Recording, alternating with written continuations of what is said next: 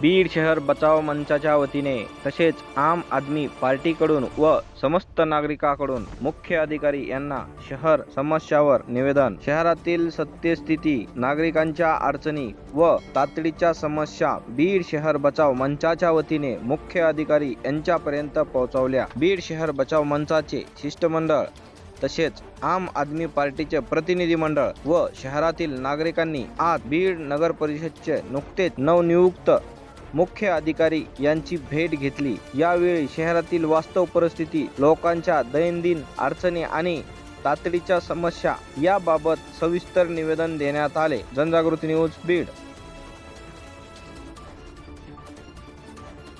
ते अजून अपडेट झालेले नाही आणि त्याच्यासाठी त्यांना परत जुन्या पावत्या घेऊन या, तिथे चक्रा मारा, ते अपडेट करा, अशाही अडचणींना सामोरं जावं लागत आहे। तिथं बऱ्याच अडचणी त्या आम्ही तुम्हाला सगळ्यात सांगतो। तुमच्या वसुली विभागालाही तुम्हाला एक थोडंसं त्याच्यात सुधारणा करण्याची गरज आहे। आणि आता हे बऱ्याच समस्या शहरामध्ये मोकाट जनावरांचा फार मोठा प्रश्न आहे। जागोजाग चौकामध्ये जनावरांचे झुंडच्या झुंड बसलेले आहेत आणि नागरिकांना फार त्रास होतो। आणि मोकाट कुत्र्यांचा पहाटे उठून फिरायला जाणाऱ्यांना, महिलांना, मुलींना अक्षरशः कुत्रे चावतात, त्यांचे अपघात होतात, ॲक्सिडेंट होतात आणि काही जणांना त्याच्यातून अपंगत्व पण आलेले। मोकाट जनावरांचा तात्काळ बंदोबस्त करायची ही आमची मागणी आहे। अशा पद्धतीने सगळ्या मागण्या तुम्हाला देत आहोत। त्याबद्दल अजूनही बोलतो। कुठल्याही पद्धतीने सफाई झालेली आहे, कुठलीही नाही, नालीची नाही, कचऱ्याची नाही, रस्त्याला स्ट्रीट लाईट नाही। साहेब एक मिनिट हो सर, मी त्यांना अतिशय महत्त्वाचं बोलतो, प्लीज। तर मी टॅक्स का भरावा, माझं असं मत आहे। हे इथं माझ्या बाजूला 2 संपादक आहेत।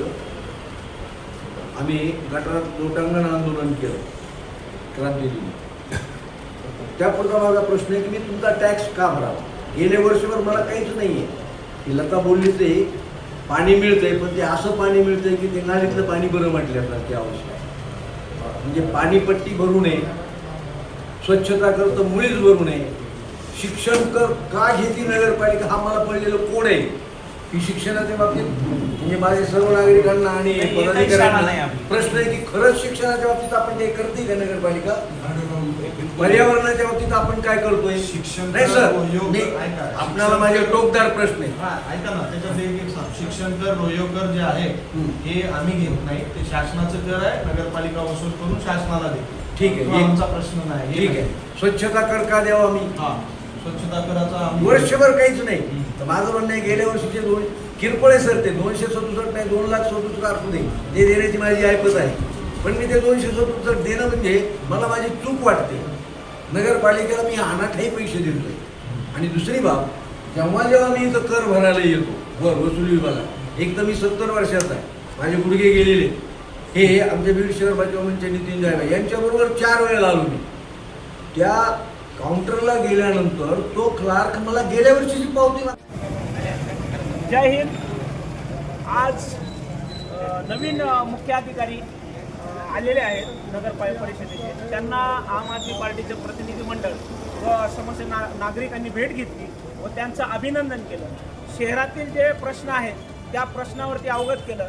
खरं तर आम आदमी पार्टीच्या वतीनं पाठीमागील 2 ते 3 वर्षापासून या गोष्टींचा पाठपुरावा करतोय।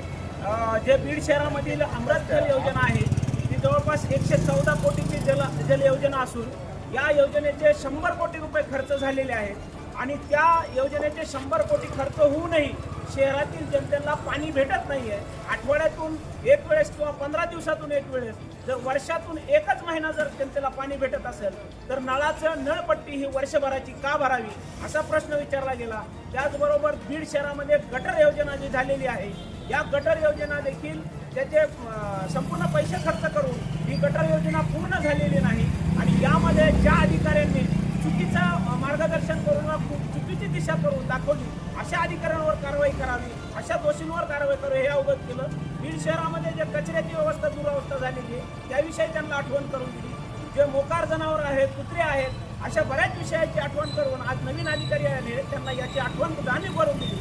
जर यावरती अधिकारी महोदयांनी जर काम नाही केलं तर येणाऱ्या काळामध्ये आम आदमी पार्टी व समस्या नागरिक बीड शहरातील नागरिक शहरावर रस्त्यावर आंदोलन करतील। याची सर्वस्वी जबाबदारी या नगरपालिकेची असेल असं त्यांना अवगत केलेलं आणि येणाऱ्या काळात हे नवीन अधिकारी आहेत काम करतील अशी अपेक्षा ठेवतो. जय हिंद, जय महाराष्ट्र.